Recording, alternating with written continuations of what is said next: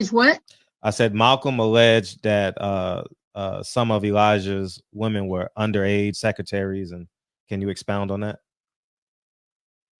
Yeah, well, I guess they were because they were there. I seen them. I seen them myself. It's all true. It's all true. Good evening, messenger.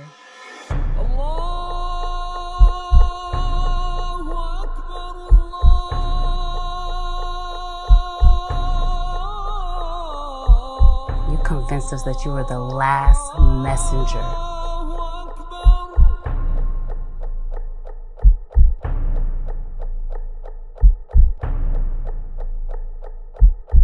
How many other bastard children do you have? Yeah, you calling me wrong. You calling me wrong, and you have every right to call me wrong. But what's right? You know what's right. You told me, No, I you know, put my but you know name what's out there with them absolutely two guys, right. Fred. You know what's You right. told me, tell them guys you gonna call them on the weekend, and you didn't do it. You know what's Fred, right. don't You know get what's caught right. up in this basketball, kid. Your son is only 10 years old. Don't get caught up in these gyms. You know what's right. The fact that you are a Hall of Famer, that is right. The fact that you're an author, that is right. Oh, You, there's no question about it. and if you want to support the captain, man, Silent Heroes, SILENTHEROS, And and he's and and and, let me say something. yes. Thank y'all for who did the last two donations. Bob y'all prayed, make sure I got it. I got it. And he'll make sure I get it. He's a man of his word, but he's a little slow on time when he get out this gym because his little son, my little grandnephew, is running him crazy with his old self. He He ain't forgetting running you he's crazy. I'm in damn near 50. love. I'm, His son is running him up in that gym. I'm in love. Speaking of basketball, what was your relationship with Will Chamberlain?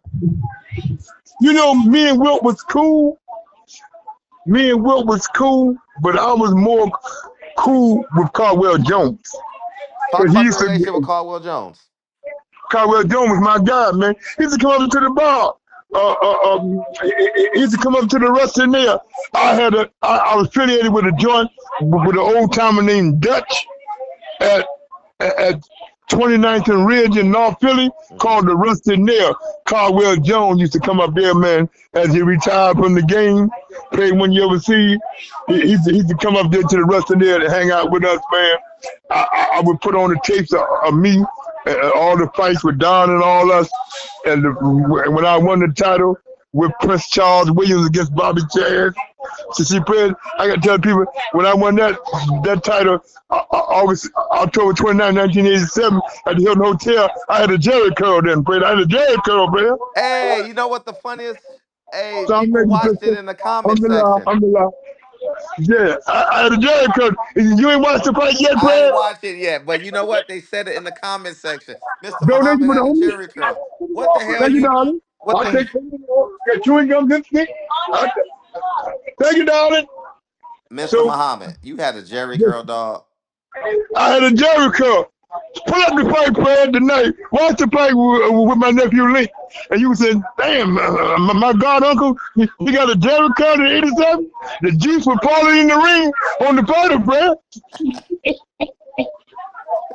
Fred, you see me shaking the juice coming out, the Jerry curl juice falling everywhere, Fred, in the middle of the ring at the Hilton Hotel. October 29th, 1987, on the Thursday night.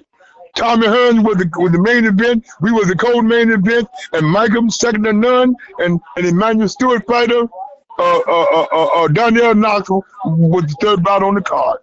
Yeah, you mentioned Michael Nunn. Michael Nunn. What was your relationship with Dan Goosen? With who? Dan Goosen. Danny was my guy. Was he? Danny was my guy. That's why Tom Brown, all them guys show me respect, man. Tom them told Al, so that's that country boy to Philly. He ain't nobody to play with. Because you got to remember, I took David Reed to them. The Olympian? Yeah, he from my neighborhood, North Philly. Hey, Tom Laker, where you been at, brother? Yeah. You see what I'm saying? I've been out here a long time on the battlefield, brother. On the Hey, battlefield. my brother. 21. Okay, brother. Yeah. Thank you, brother. Yeah. See what I'm saying, Fred? Dan Goose was my guy. You See, know, but when his brother Joe played for the Yankees, yep. Fred, ain't nothing I don't know, Fred. I do my homework. That's why I've been so successful. I do my homework. I didn't get to the hall by going to Sunday school. Don't take ain't nothing wrong with you taking children to Sunday school, but I got to the hall by putting in work. I got in the Ring magazine because I paid my dues thanks to my white brother Tom Hauser, my Oh, brother now he's a 41 white years. brother. I thought he was a cracker last week. My cracker brother, my white brother, my brother Tom Hauser. There you go.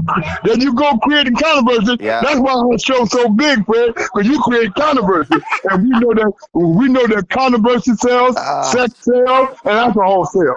and the captain and the coon. That should be the name of our show. I'm the coon, you the captain.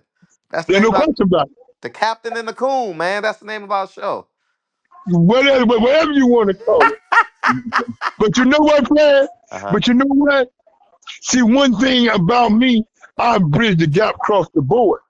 It ain't personal. It's always business. Right. As we come to a close, y'all, we've been on here a long time with y'all. We've been on here 1 hour and 54 minutes. We're gonna give you 6 more minutes, be 2 hours. So Barbershop Craig can make my belly happy tonight for my birthday next week because I'm gonna take a few days off from Barbershop Craig. We won't get back to y'all till after my birthday, which What are will you be next eating? Thursday, Friday. We'll come back as we get ready for the fights next week in Newark, New Jersey. No, we got to talk about the fights this weekend. We got to. Oh God, No, no, no, that's no, no. right. We already talked about it. I already have that uploaded. What I'm saying is, you got to, We because talked about the fight, but we didn't talk about the outcome of the fight and all the crowd of New York celebrities, cabaret singers that's so going to we be got to there. talk. So we have to talk Sunday then. Yeah, we're going to talk Sunday and next Thursday or Friday. We're going to get the recap and the following Sunday because I have to give y'all the recap of Newark, New Jersey next Saturday night with McNicky and Top Ranks. Because Top Rank is coming. Hopefully my dear friend Robert Era can recover from that ass whooping he took in Norfolk, Virginia last year. Oh, my dear friend of 60 years, Robert Arum, he took a beating in Norfolk. Gave back, had to give back $2,000 worth of tickets. How do you go from wanting to kill Bob Arum to calling him a great friend? Listen, let me answer that question. That's going to cost you another $50. Let me answer that question. 1978 is different than than than than 2020. 1978 was different. Things was different, and the reason why we left, the crossfire. So you live, you learn, and you move on. And Miles Lance always said, God cross you. You don't have to stop doing business with it, but make sure the previous deal is better than the last deal you got crossed on, and get your money up front. Assalamu alaikum. So you see what I'm saying, brother? Mhm. Now you understand my position? Yeah. Was there an actual conversation? Was there an actual event that brought y'all together after 1978? My brother-in-law, when we left Butch Shooter, my brother-in-law went to him, the late, great James Black Gold Schuler, the former USBA and NABF champion. Hmm. Fought Tommy and went home and died 10 days later. When he went to AM to fight Tommy, Duke Durkin called me, who was with Emmanuel Stewart at that time. I had to deal with it. It's my brother-in-law. I couldn't leave my brother-in-law out there to hang. So I went in, I told Butch. Butch said, don't do it. I said, Butch, what I'm going to do? I'm laying in bed next to this man's sister and don't help him with this Tommy Hearns fight. So that's how we got back together. And ever since then, 86, talking about we've been back together over 40 years. What's that conversation like though? Like what is Bob Arum saying to you? Was there an actual conversation, or was there a silent agreement? There was agreement when we made the deal with Duke Durden and Emmanuel Stewart. Bob knew that he was my brother-in-law. Oh, okay. Gotcha. And he knew that I could stop the deal or I could make the deal. Okay. We made peace. Butch didn't want me to make peace with him. I said, Butch, you left Top Rank. I was still friends with him. When we left, I was still cool with a lot of them guys over there. Right. I said, Butch, Am did that just in New Orleans, but that had nothing to do with me. That was a reflection on you and Don Hubbard. Mm-hmm. I was just there on your coattail. I ain't, because Ali, I said, man, come on now. We got to think about Ali. But Ali was at the end of the, it was Ali's last fight until the Larry Holmes fight. Mm. That was the Leon Spinks fight too. How did your relationship with Butch Lewis? Did that hurt it? No, Butch was my guy. Okay. I was Butch Street guy. Butch was family. Right. We was family. See, we and Butch never let business get in the way of family. Oh, no. We take care of our business, and then we go do what we got to do. Hang out, have fun with Denzel and all them clowns that he had around him. Bob Johnson. Oh, what an idiot he was. Ooh. Robert Johnson, a BT. What an idiot. But really? Let me tell you something. Fred, I can tell you some stories about him.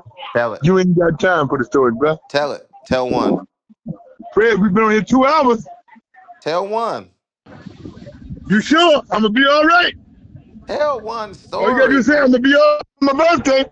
I'm going to tell it. I'm going to tell what happened in Memphis, Tennessee. Lewis Tyson. Talk to me, Fred. All you got to do is say, I'm going to be all right. What happened with Robert Johnson? You just say, I'm going to be all right. You got to ask Allah if you're going to be all right. Is my stomach going to be all right tonight, Fred? That's what I'm saying. It's your stomach gonna be all right. I don't know. You got. I would say yes. You saying yes?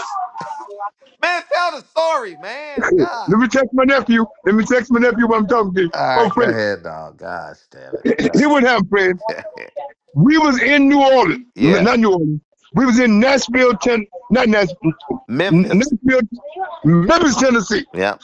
Lewis Tyson, 2005, right? Oh, I Now, remember that. I'm in New York at the hotel on 44th Street, across from Jimmy's Corner, when the fight break out with Tyson and Lewis camp. I'm there. Your Judah come to me and say, where your crew at? They coming at night. This is Brooklyn. I'm saying, slow down. I said, that Jamaican don't want no trouble. I said, because I can get him right now. I'm outside. I had that thing, and Mike father looked at me and shook his head, because I'm going to pop Lewis right as he come out the door. Nobody don't know I'm standing there with that thing. So Steve Lott walks up on me. He said, hey, man, don't get involved with that, man. At that time, Bill Caton had Mike Grant. He had Mike Grant and Tommy Morrison. I